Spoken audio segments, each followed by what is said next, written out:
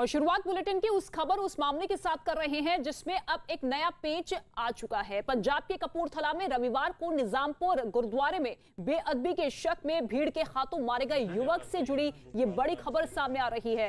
इस मामले से जुड़े कुछ वीडियो सोशल मीडिया पर वायरल हो रहे हैं जिनकी अब तक हुई जांच से लग रहा है कि ये मामला बेअदबी से जुड़ा नहीं है। यही नहीं, अब तक जुटाए गए सबूतों में यह भी साबित नहीं हो पाया है कि मारे गए युवक ने बेअदबी की कोशिश की थी। पुलिस ने इस वीडियो को अपनी जांच का हिस्सा बनाया है और यही वीडियो जिसके आधार पर यह कहा जा सकता है कि यह मामला हो सकता है कि बेअदबी से जुड़ा हुआ ना हो। और इसी वीडियो के आधार पर अब मामले की जांच तेज होती हुई नजर आ रही है। ये नया पेच, नया एंगल इस पूरे मामले पर सामने आया है जहां पर भीड़ ने एक युवक को पीट कर मौत के घाट उतार दिया था और ये कहा गया था कि वो युवक जो कि बेअदबी की कोशिश कर रहा था और इसी के बाद भीड़ का गुस्सा इतना ज्यादा फूटा कि उसकी बेरहमी से पिटाई की गई और फिर उसकी मौके पर ही मौत। ऊपर में जाके देखिए अपने ऊपर ਦੀਆਂ ਲਾਈਟਾਂ ਬੰਦ ਤੇ ਆ ਨਿਸ਼ਾਨ ਸਾਹਿਬ ਦੇ ਕੱਪੜੇ ਖੁੱਲੇ ਸੀ। ਮੈਨੂੰ ਪੁੱਛਿਆ ਕੌਣ, बस बजना करके मैं जफा लगे पाने बस भज गए। भजया दूजे मुंडे मेरा की अपने आवाजा मारिया वो पिछे आए। फिर असं आसे पासे देखते देखते अपने मोटरसाइकिल किधर भजा। फिर असं उत्थों ही फड़ लिया जी अपने बैठे ने फिर दब गया मैंने फड़ लाना फड़ के असं फिर उदों से जी अपने कुछ पास चल गए। दसो दरबार साहब कहीं पहुंचे? नहीं वो सारा देख लिया। सुखमनी साहब वाले कमरे दे विच सी उत्थों इन्हें कोला पराली की है। सुखासन वाले कमरे सी जेडे सुखासन वाले कमरे ਅਸੀਂ ਜਿਹੜੇ ਜੀ ਉਹ ਸੁਰੱਖਿਅਤ ਨਹੀਂ ਸੀ। ਉੱਥੋਂ ਮਹਾਰਾਜ ਦਾ 5 ਸਰੂਪ ਮਹਾਰਾਜ ਦੇ ਪਏ ਸੀ। ਇਹ ਉੱਥੇ ਤੱਕ ਤਾਂ ਨਹੀਂ ਪਹੁੰਚੇ। ਉੱਥੇ ਤੱਕ ਨਹੀਂ ਪਹੁੰਚੇ। ਮਤਲਬ ਕਿ ਨਾ ਜਿੱਥੇ ਮਹਾਰਾਜ ਦਾ ਪ੍ਰਕਾਸ਼ ਉੱਥੇ ਪਹੁੰਚਾ ਨਾ ਸੁਖਾਸਨ ਤੇ ਪਹੁੰਚਾ। ਹਾਂਜੀ ਹਾਂਜੀ ਥੱਲੇ ਰਿਹਾ ਹੈ। ਨਹੀਂ ਉੱਪਰ ਗਿਆ ਹੈ ਜੀ। ਉੱਪਰ ਗਿਆ ਅੱਛਾ ਹਾਂਜੀ ਠੀਕ ਹੈ। ਉੱਪਰ ਗਿਆ ਜਿਹੜਾ ਸੁਖਮਨੀ ਸਾਹਿਬ ਵਾਲਾ ਉੱਪਰ ਸੁਖਾਸਨ ਦੇ ਨਾਲ ਵਾਲਾ ਕਮਰਾ ਹੈ। ਹਾਂ ਹਾਂ ਉਹਦੇ ਕਮਰੇ ਵਿੱਚ ਇਹਨੇ ਕੋਲਾਪਲੀ ਕਰਕੇ ਆ ਗਿਆ ਜਨਮ ਦੇ ਰਮਾਲਿਆ वगैरह कोई पंजाब में आप पंजाब में है ना? बिहार का ही है ना, गोपालगंज बिहार।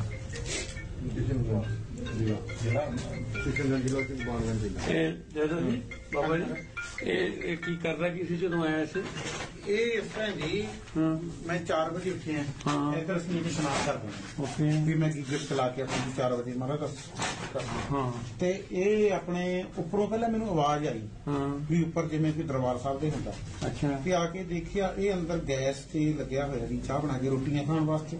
ਅੱਛਾ ਤੇ ਹਾਂਜੀ ਹਾਂਜੀ ਅੱਛਾ ਤੇ ਜਦੋਂ ਉੱਪਰ ਚੜਿਆ ਉੱਪਰ ਚੜ੍ਹਨ ਲੱਗਿਆ ਕਿਤੇ ਉਹ ਤਾਰ ਆ ਜੀ ਉਹ ਤਾਰ ਉੱਥੋਂ ਹੋ ਗਈ ਕੱਟ ਹੋ ਗਿਆ। ਉੱਪਰ ਦਾ ਜਿਹੜਾ ਕਨੈਕਸ਼ਨ ਆ ਰੋਟੀਆਂ ਆਪੇ ਬਣਾਉਣ ਲੈ ਨਹੀਂ ਜਿਹੜੀਆਂ ਪਈਆਂ ਸੀ ਉੱਥੇ ਉਹ ਲੱਗਿਆ ਸੀ ਗਰਮ करके। ਹਾਂਜੀ ਹਾਂਜੀ गैस पर गर्म करके। अच्छा जो तुमने कहां से लाए। और इस वक्त अर्फप्रीत सिंह हमारे साथ मौजूद हैं जो कि कांग्रेस के नेता हैं। सर, अभी तक तो ये लग रहा था कि बेअदबी का ये पूरा का पूरा मामला है, लेकिन अब जो वीडियो वायरल हो रहा है उसमें साफ तरीके से शक है कि हत्या की गई होगी। जी देखिए, पहली बात तो यह है कि जो इंक्वायरी है that has already been ordered by DSP Kapurthala. उनको स्ट्रिक्ट इंस्ट्रक्शंस है पंजाब गवर्नमेंट से कि जल्द से जल्द इस मामले को निपटा देना है and the justice has to be delivered at the soonest possible time. So पहली बात तो यह जो वीडियो बाहर आई है उसकी वेरासिटी चेक कर रहे हैं, इट्स डॉक्टर्ड या फिर ओरिजिनल वीडियो है या किसी की कॉन्स्पिरेसी है। और दूसरी बात, जो भी इंसिडेंट है पंजाब सरकार ने, कांग्रेस पार्टी ने time and again make sure किया है कि सख्त से सख्त कार्रवाई हो और सही कार्रवाई हो। दैट्स व्हाई सिट कॉन्स्टिट्यूट की 2 दिन में 2 दिन का उसको टाइम बाउंड उसको किया कि रिपोर्ट हमारे सामने होनी चाहिए ताकि कॉन्स्पिरेटर्स पकड़े जाएं। Round the clock security beef up की, सीसीटीवी कैमरास की सुपरविजन, गुरुद्वारों में, टेम्पल्स में, चर्चेज में, मंदिर में, हर जगह हमने मेक श्योर किया कि सुपरविजन रहे ताकि ऐसा इंसिडेंट हो ना। और पंजाब सरकार वो सरकार है जिन्होंने 21 अगस्त 2018 में बिल पास किया था कि कोई भी बेअदबी करेगा तो उसको उम्र कैद होनी चाहिए। और जो 2 साल की सजा थी बैक इन द डे, कोई anyone who tries to insult the religion उसको 10 साल में तब्दील किया। लेकिन सर, इस वीडियो में वो शख्स जिसको मौत के घाट उतार दिया गया उससे पूछताछ हो रही है, लेकिन पिटाई से पहले इस तरीके की पूछताछ, इस तरीके की बातचीत, क्या मानकर चला जाए कि क्या ये प्लानिंग थी, कोई साजिश थी? जी देखिए, प्राइमा फेसी जो पता लग रहा है कि इसके पीछे कोई बहुत बड़ी साजिश है, because chain of events form हो रहे। देखिए, कपूरथला में हुआ, दरबार साहब में हुआ, दरबार साहब में इससे पहले भी एक इंसिडेंट हुआ था जब गुटका साहब को फेंक दिया गया था सरोवर में। तो बिल्कुल इलेक्शंस के पास पहले भी ये हुआ था, लास्ट टाइम 2017 में जब इलेक्शन जो है, और इस बार फिर से हो रहा है इलेक्शंस के वक्त पे। तो कोई ना कोई जिसका बेनिफिट लेना चाह रहा है, किसी का मोटिव है, किसी का इंसेंटिव है, उसको बेनकाब किया जाएगा, उसको सबके सामने पेश किया जाएगा, एक्सपोज किया जाएगा एंड वील मेक श्योर की सख्त से सख्त। यानी कि आपका ये मानना है कि साजिश हो सकती है, जिस तरीके से ये पूरा का पूरा मामला दिख रहा था उसमें अब नया पेज जुड़ता हुआ दिखाई दे रहा है। ठीक है, बहुत शुक्रिया अर्शदीप सिंह जो कि कांग्रेस के नेता हमारे साथ मौजूद थे। लेकिन साथ ही आपको ये भी बता दें कि वायरल वीडियो में दिख रहे शख्स ने यह भी माना है कि मारे गए युवक ने गुरुद्वारे में बेअदबी नहीं की थी। दरबार साहब साडा उपर आ ते उपर जाके जिस वक्त इन्हें देखिया नेड़े सुखमी साहब का रूम है, एक सुखासन वाला रूम है, उत्थे जदों सुखमी साहब के रूम च वड़दा तां अचानक किते लाइट भज जाती, सुखासन वाले कमरे च जांदा, फिर आपां नूं बेअदबी हो सकती सी, पर यह आपां नूं बहुत बचाव हो गया। और वहीं कपूरथला में बेअदबी के आरोप में भीड़ के हाथों मारे गए युवक का एक और वीडियो सोशल मीडिया पर वायरल हो रहा है। बताया यह जा रहा है कि यह घटना के एक दिन पहले यानी कि शनिवार का वीडियो है, जिसमें मारा गया अजीबोगरीब तरीके के कपड़े पहने दिखाई दिया। उसकी कमर पर भी कुछ कपड़े बंधे दिखाई दिए और दोनों पैरों में घुंघरू भी दिखाई दिए। उसने हाथ में बागवानी में इस्तेमाल होने वाली एक खुरपी भी पकड़ी थी। इन्हीं कपड़ों में ये युवक पिटाई से पहले की गई पूछताछ के दौरान भी नजर आया। बताया यह जा रहा है कि मारे गए युवक की मानसिक हालत ठीक नहीं थी। तो ये वीडियो आप देखिए, शनिवार का है, यानी कि शनिवार को ये पूरी की पूरी घटना हुई। लेकिन उससे पहले ये वीडियो उसी शख्स का जिसे मौत के घाट उतार दिया गया, ये कहते हुए कि इसने बेअदबी की कोशिश की है। लेकिन मानसिक स्थिति को आप समझिए, क्योंकि अजीबोगरीब स्थिति में ये युवक नजर आ रहा है, कपड़ों से लदा हुआ ये युवक है। और मारने से पहले, घटना से पहले इसी शख्स के साथ पूछताछ भी हुई, बातचीत भी हुई, उसका वीडियो भी हमने आपको दिखाया। और ऐसे में शक यही है कि हो सकता है कि एक बड़ी साजिश इसके पीछे हो।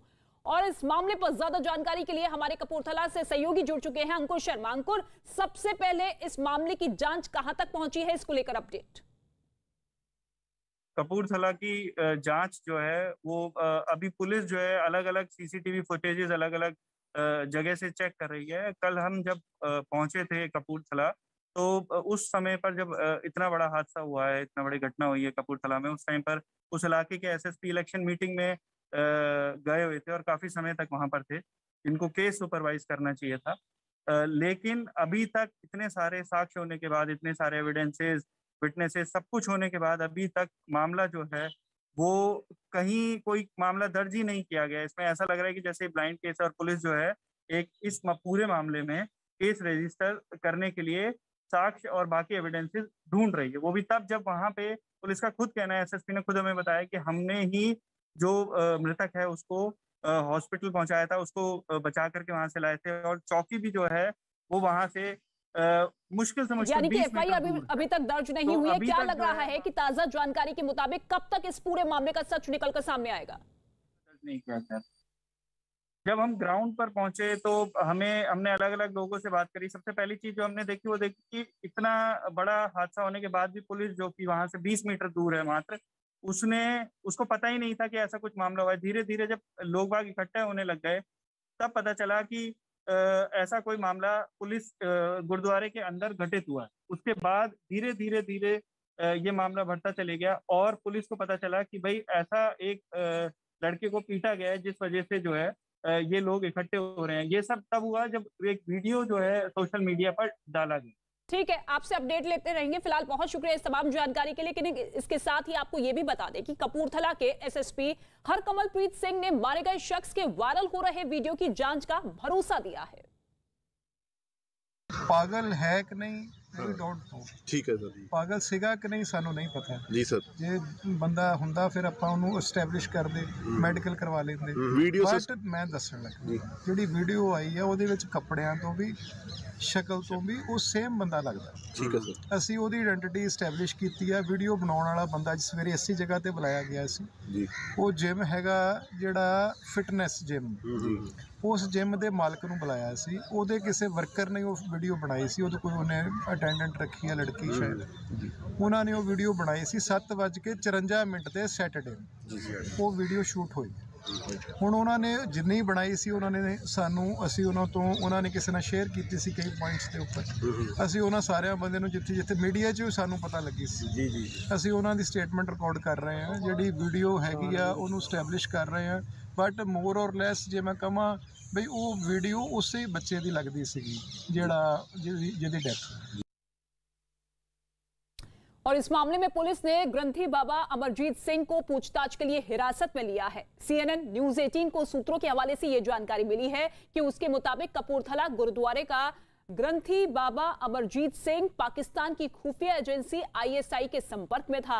अमरजीत पर यह भी आरोप है कि वो 4 से 5 सालों से लगातार तीर्थ यात्रियों को पाकिस्तान के सिख तीर्थ स्थलों पर ले जा रहा था। यही नहीं, ग्रंथी के जत्थों को दिल्ली में पाकिस्तानी उच्चायोग की तरफ से तरजीह दी जा रही थी और आसानी से उन्हें वीजा दिया जा रहा था। बताया यह गया है कि इस घटना के पीछे साजिश ये थी कि इस घटना की मदद से सिख समुदाय के बीच में दरार पैदा की जा सके और फिर पूरे पंजाब का माहौल खराब किया जा सके।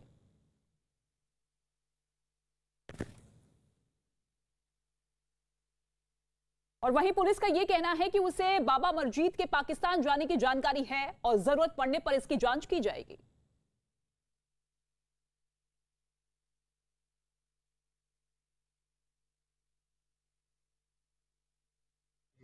मैं फैक्ट के उपर ही गल कर सकदा, नो डाउट वो पाकिस्तान विजिट करता, वो फैक्ट है।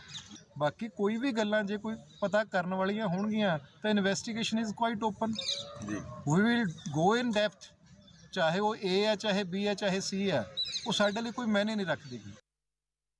तो एक तरफ पुलिस इस पूरे मामले की जांच का भरोसा दे रही है, ये कह रही है कि हमें पूरी जानकारी है अमरजीत सिंह को लेकर और ऐसे में जरूरत पड़ी तो उससे भी पूछताछ की जाएगी। लेकिन एक बात तो साफ है कि इस पूरे मामले पर साजिश की बात निकलकर सामने आ रही है।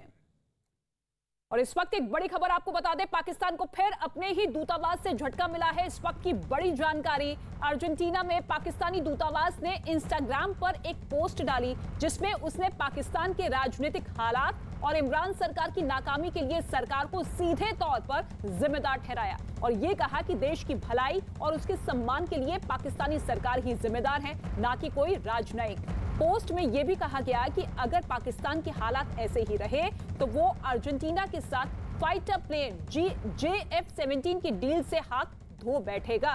तो पाकिस्तान को एक बार फिर से झटका लगता हुआ दिखाई दे रहा है। अर्जेंटीना ने इस बात को साफ कर दिया है कि पाकिस्तान अपनी हालत के लिए खुद जिम्मेदार है।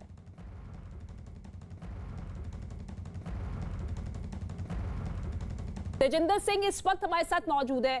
तेजिंदर, इस खबर को किस तरीके से देखा जाए? एक के बाद एक झटके तो पाकिस्तान को लग रहे हैं, लेकिन अर्जेंटीना ने भी साफ संदेश दे दिया है। देखिए, ये जो झटका है पाकिस्तान को, अगर आपको याद होगा कुछ दिन पहले पाकिस्तान का जो सर्बिया का दूतावास है वहां पर उन्होंने ट्वीट किया था कि पिछले कई महीनों से जो यहाँ पर हम लोग हैं, हमें सैलरी नहीं मिली है और हमारे बच्चे भी अब स्कूल से निकाल दिए गए हैं। और आज पाकिस्तानी एम्बेसी जो है अर्जेंटीना में, वो ये लिख रही है कि पाकिस्तान और अर्जेंटीना की जो डील हुई थी 664 मिलियन US$ की, जिससे पाकिस्तान अर्जेंटीना को 12 JF-17 ब्लॉक 3 फाइटर जेट्स जो है वो बेचना चाहता था पाकिस्तान अर्जेंटीना को। वो पाकिस्तान एम्बेसी अर्जेंटीना का ये कहना है कि वो जो डील है वो कैंसिल हो सकती है। और क्योंकि पाकिस्तान में जो जिस तरह के पॉलिटिकल हालात हैं, जिस तरह से सियासी हालात हैं, इमरान खान की जो सरकार है वो अपनी क्रेडिबिलिटी और रिलायबिलिटी खो चुकी है। अगर आप उस इंस्टाग्राम पोस्ट को अच्छी तरह पढ़ें तो उनका ये भी कहना है कि पाकिस्तान की जो पॉलिटिकल हालात हैं उन्हें जब तक सब्स्टिट्यूट नहीं किया जाता, पाकिस्तान की अंतर्राष्ट्रीय जगत में जो इमेज है वो ठीक नहीं हो पाएगी। तो पाकिस्तान के जो अपने ही दूतावास के लोग हैं वो पाकिस्तान के खिलाफ लिख रहे हैं। कुछ दिन पहले सर्बिया में पाकिस्तानी दूतावास ने पाकिस्तानी प्राइम मिनिस्टर इमरान खान के खिलाफ लिखा था और आज फिर ये कह रहे हैं कि जो JF-17 का डील है अर्जेंटीना के साथ वो भी कैंसिल हो सकती है। जी ठीक है, शुक्रिया तेजिंदर सिंह जी इस तमाम जानकारी के लिए आपका।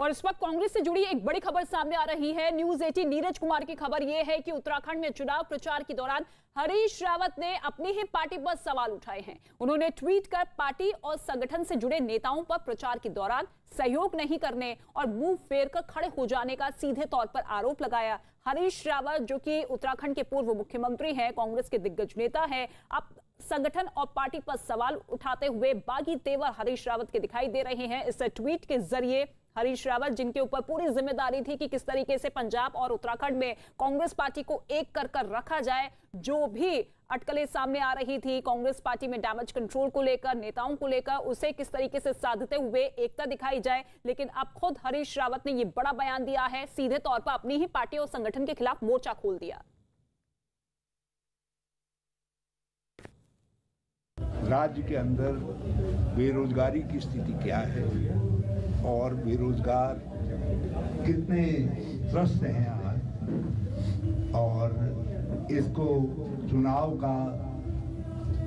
के विमर्श का मुद्दा बनाने और राज्य की अर्थव्यवस्था आदि पर समर्पित है। बाकी जो मैंने बातें ट्वीट के जरिए कही हैं उस पर मैं अलग से कभी बात करूंगा।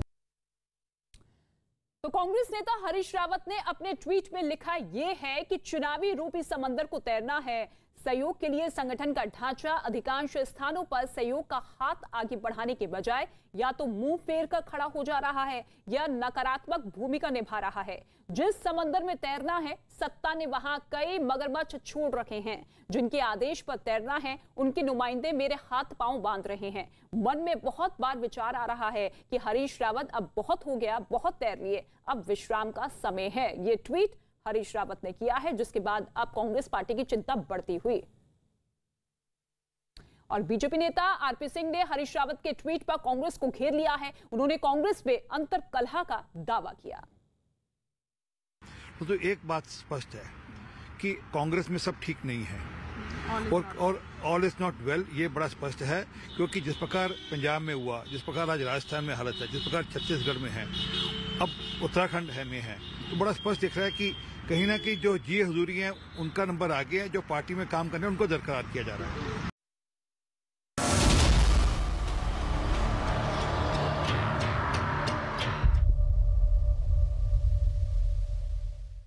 देश में कोरोना वायरस के नए वेरिएंट ओमिक्रॉन के मामले लगातार बढ़ते जा रहे हैं। केंद्रीय स्वास्थ्य मंत्रालय ने राज्यों को अलर्ट किया है कि वो ओमिक्रॉन को लेकर सचेत रहे, क्योंकि ये वेरिएंट 3 गुना ज्यादा तेजी से फैल रहा है।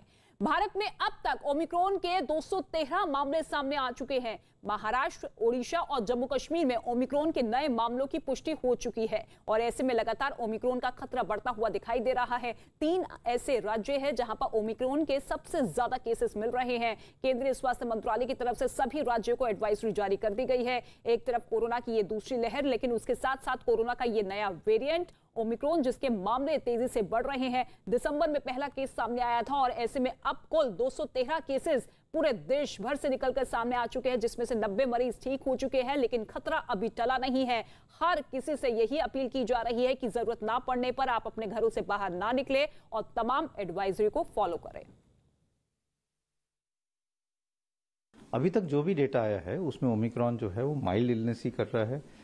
डेटा यूके से है, डेनमार्क से है और साउथ अफ्रीका से है। स्वेयर इलनेस अभी इतनी नहीं देखी जा रही और जो माइल्ड सिम्टम्स हैं, फीवर, बॉडी एक्स, जुकाम, नज़ला, खांसी, इस टाइप के ही लक्षण देखे जा रहे हैं। पर अभी हमें और डेटा चाहिए। तो जैसे जैसे और केसेस बढ़ेंगे, डेटाबेस बढ़ेगा, तो क्लैरिटी आएगी कि और क्या सिम्टम्स हो सकते हैं। हमें ये देखना चाहिए कि हम मास्क रेगुलरली लगाएं, भीड़ ना इकट्ठे होने दें, फिजिकल डिस्टेंसिंग रखें, हाथ धोएं और ऐसे इवेंट्स ना होने दें जो सुपर स्प्रेडिंग इवेंट्स हो सकते हैं। तो इंडोर इन्वायरमेंट में अगर वेंटिलेशन ठीक नहीं है और भीड़ है तो वहाँ पे वायरस एकदम फैल सकता है। और ऐसे फंक्शंस ना होने दें जहाँ पे लोग बहुत ज़्यादा इकट्ठे हो जाते हैं और मास्क नहीं लगाते हैं। तो avoid super spreading events, Covid appropriate behaviour और वैक्सीन अगर हम करें तो इससे हम बच सकते हैं। तो देश क्रिसमस और न्यू ईयर के जश्न की तैयारी कर रहा है, लेकिन देश में कोरोना वायरस के नए वेरिएंट ओमिक्रॉन के मामले लगातार बढ़ते जा रहे हैं। केंद्रीय स्वास्थ्य मंत्रालय ने राज्यों को अलर्ट जारी किया है कि वो ओमिक्रॉन को लेकर सचेत रहे, क्योंकि ये वेरिएंट 3 गुना ज्यादा तेजी से फैल रहा है। इसके साथ ही केंद्र सरकार ने राज्यों को वॉर रूम एक्टिवेट करने के लिए भी कहा है। केंद्रीय स्वास्थ्य मंत्रालय ने कोरोना के बढ़ते केस का विश्लेषण करने के लिए कहा है। साथ ही जिला स्तर पर सक्रिय कार्रवाई करने को भी कहा है। भारत में अब तक ओमिक्रॉन के 216 मामले सामने आ चुके हैं। मंगलवार को महाराष्ट्र, ओडिशा और जम्मू कश्मीर में नए मामलों की पुष्टि हुई। इस तरह ओमिक्रॉन के अब तक 13 राज्यों में ओमिक्रॉन अपने पैर पसार चुका है। भारत में ओमिक्रॉन का पहला केस 3 दिसंबर को सामने आया था।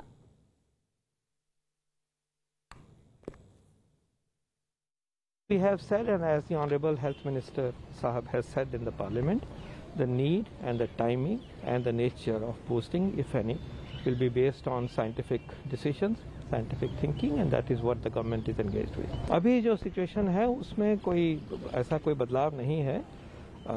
जैसे most of the time covid जो है वो माइल्ड सिम्टम ही लेके आता है। We are watching any change in the pattern of the presentation of the emerging cases very carefully. तो पूरी दुनिया में तेजी से फैल रहे ओमिक्रॉन वेरिएंट की रफ्तार भारत में भी तेज हो गई है। महाराष्ट्र में मंगलवार को ओमिक्रॉन के 11 नए मामले सामने आए, जिसके चलते यहां इस वेरिएंट के कुल मामलों की संख्या बढ़कर 65 हो गई है। राज्य के स्वास्थ्य विभाग ने यह भी जानकारी दी है कि स्वास्थ्य विभाग की तरफ से कहा गया है कि नेशनल इंस्टीट्यूट ऑफ वायरोलॉजी की रिपोर्ट के मुताबिक राज्य में 11 और लोग कोरोना वायरस के ओमिक्रॉन वेरिएंट से संक्रमित पाए गए हैं। 11 मरीजों में 3 बच्चे हैं जिनकी उम्र 18 साल से कम है। पूरे देश में एक दिन का अब तक का सबसे बड़ा ये आंकड़ा है। तो ओमिक्रॉन अब जम्मू कश्मीर में भी पहुंच चुका है। जम्मू में ओमिक्रॉन के 3 मामलों की पुष्टि हुई है। इन लोगों के सैंपल 30 नवंबर को लाए गए थे। सभी की हालत स्थिर है। तीनों मरीजों की कोई विदेशी ट्रैवल की हिस्ट्री नहीं है। ओमिक्रॉन के 3 मरीज मिलने के बाद पूरे इलाके में आरटीपीसीआर टेस्ट कराने के आदेश दे दिए गए हैं। जम्मू में ओमिक्रॉन के 3 मामले सामने आने के बाद प्रशासन ने फिर सख्ती बरतनी शुरू कर दी है। अब यहां मास्क न पहनने पर पहली बार 200 रुपए और दूसरी बार 500 रुपए का जुर्माना लगेगा। और इसके साथ ही ओमिक्रॉन के बढ़ते खतरे को देखते हुए कर्नाटक सरकार ने 30 दिसंबर से 2 जनवरी तक न्यू ईयर पार्टी और दूसरे आयोजनों पर प्रतिबंध लगा दिया है। इसी तरह गुजरात के 8 शहरों में भी नाइट कर्फ्यू को 31 दिसंबर तक बढ़ा दिया गया है। क्रिसमस और न्यू ईयर में होने वाले जश्न पर लगाम लगाने के लिए यह फैसला लिया गया है। नाइट कर्फ्यू रात 1 बजे से सुबह 5 बजे तक लागू रहेगा।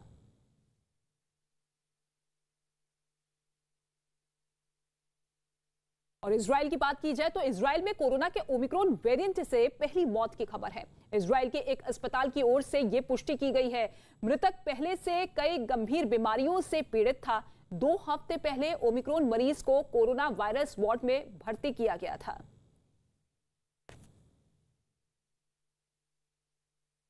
और WHO का दावा है कि ओमिक्रॉन वेरिएंट अब 106 देशों में पहुंच चुका है। एक रिपोर्ट का जिक्र करें तो ओमिक्रॉन वेरिएंट तेजी से बढ़ रहा है और पूरी दुनिया इसकी जद में आ चुकी है। इसका सबसे बड़ा उदाहरण ब्रिटेन और दक्षिण अफ्रीका है, जहां ओमिक्रॉन तेजी से बढ़ रहा है, तेजी से अपने पैर पसार रहा है।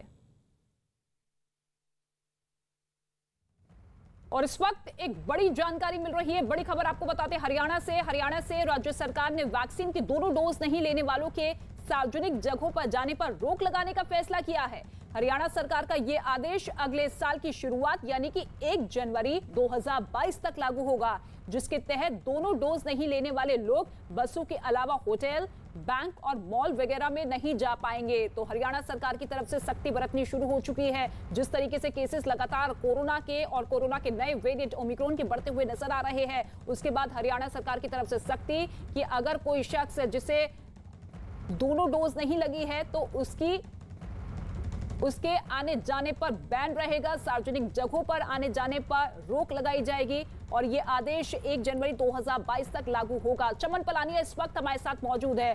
चमन, सख्ती हरियाणा सरकार की तरफ से, लेकिन इस पूरे नियम को लागू करवाना भी अपने आप में एक बड़ी चुनौती है। जी देखिए, हरियाणा सरकार ने 1 जनवरी 2022 से जो है इस नियम को लागू करने के लिए कहा है कि जिस भी आदमी के हरियाणा में 2 वैक्सीन पूरी नहीं होगी, उन्हें जो है सार्वजनिक जगह और जो सरकारी ऑफिस होंगे या धार्मिक स्थल होंगे वहां पर उनको बिना सर्टिफिकेट दिखाए वैक्सीन का सेकंड डोज का एंट्री नहीं होगी। तो हरियाणा सरकार ने कहीं ना कहीं जो नया वेरिएंट लोगों की सुरक्षा को देखते हुए हरियाणा सरकार की तरफ से ये बड़ा फैसला लिया गया है। शुक्रिया चमन इस तमाम जानकारी के लिए आपका। तो ओमिक्रॉन पर हरियाणा सरकार ने अब सख्ती दिखानी शुरू कर दी है। 1 जनवरी 2022 से ये नया आदेश लागू होगा। दोनों डोज ना लेने पर कड़ी पाबंदी लगा दी गई है। सार्वजनिक जगह पर बैन लगा दिया गया है और ऐसे में अब हरियाणा सरकार की तरफ से जमीनी तौर पर भी तैयारियां शुरू की जा चुकी है। प्रशासनिक अधिकारी किस तरीके से इस नए नियम को लागू करवाते हैं, किस तरीके से लोगों को जागरूक करवाते हैं, इस पर भी हमारी नजर बनी हुई है। लेकिन होटल, बैंक, इन तमाम जगहों पर बैन रहेगी उन तमाम लोगों की जो कि फुली वैक्सीनेटेड नहीं रहेंगे। चमन हमारे साथ बने हुए हैं। चमन, अब 1 जनवरी 2022 से ये नियम लागू होगा, लेकिन उससे पहले हम देख रहे हैं कि देश भर में जश्न का माहौल है, चाहे वो क्रिसमस हो, छुट्टियों को लेकर हो या फिर न्यू ईयर को लेकर हो। इसको लेकर क्या कुछ तैयारी?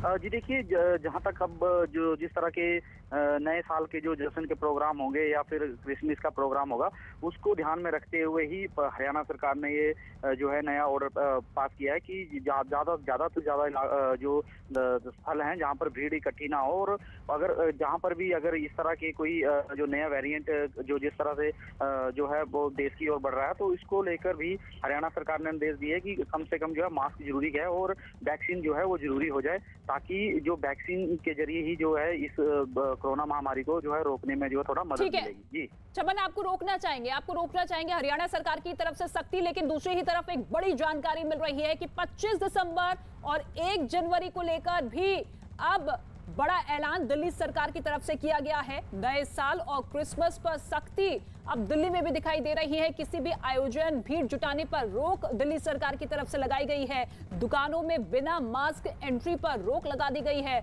इसके साथ ही आपको बता दें, दिल्ली सरकार जिन्होंने ये बड़े ऐलान किए हैं, जिसकी तरफ से ये कहा गया है कि देखिए नए साल और क्रिसमस पर भारी भीड़ रहती है और ऐसे में ये सख्ती। दीपक इस वक्त हमारे साथ मौजूद है। दीपक, क्या कुछ दिल्ली सरकार की तरफ से कहा गया? जिस साफ तौर पर डीडीएमए ने नया ऑर्डर जारी किया है, उसमें ये कहा गया है कि जो रेस्टोरेंट्स और जो बार वगैरह में जो एंट्री है उसे 50% लोगों की रखी जाए। पिक्चर हॉल में भी जो 100% की गैदरिंग कर दी गई थी, उसको भी 50% कर दिया गया है। लेकिन साफ तौर पर यह कहा गया है कि जो नए साल का लोग जश्न मनाते हैं या क्रिसमस आने वाला है, उसका जिस पर लोग गैदरिंग होती है, उसको साफ तौर पर यह कहा गया है कि उसमें किसी प्रकार की छूट नहीं दी जाएगी। कोई पब्लिक गैदरिंग नहीं होगी, उस पर पूरी तरह से रोक रहेगी। साफ तौर पर दुकानदारों को भी और जो तमाम व्यापारी हैं उनको भी आदेश दिए गए हैं कि बिना मास्क के किसी को भी, चाहे वो दुकान हो या किसी दूसरी जगह पर हो, वहां पर एंट्री नहीं दी जाएगी। तो साफ तौर पर ओमिक्रॉन के जिस तरह के मामले दिल्ली में आ रहे हैं, अब तक सबसे ज्यादा ओमिक्रॉन के मामले दिल्ली में हैं, और ऐसे में खतरे को नजरअंदाज नहीं किया जा सकता है और तमाम भीड़ों पर रोक लगाती हुई अब दिल्ली सरकार। शुक्रिया दीपक रावत इस तमाम जानकारी के लिए।